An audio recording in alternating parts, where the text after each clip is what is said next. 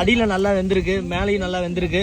அப்பப்போ நம்ம olive oil அப்பப்போ வந்து ட்ரை ஆகாமல் இருக்கிறதுக்காக தடவிடுறோம். இந்த மசாலாவில் பார்த்தீங்கன்னா என்னென்ன நம்ம யூஸ் பண்ணியிருக்கோம்னா கருவேப்பிலை, கொத்தமல்லி எல்லாமே கலந்துருக்கும்.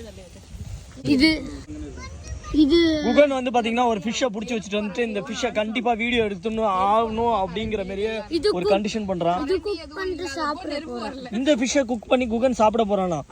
இது மெக்கூரி இருக்குப்பா, இதெல்லாம் வந்து கிளீன் பண்ணிட்டு தான்ப்பா சாப்பிடணும். ஃபிஷ் எல்லாம் டக்குலாம் சாப்பிட கூடாது.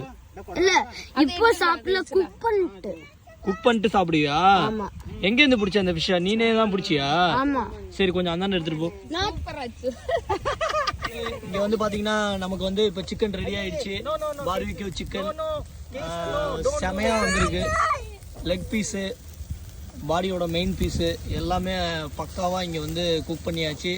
ரெண்டு சைடும் அப்பப்போ நம்ம திருப்பி வச்சு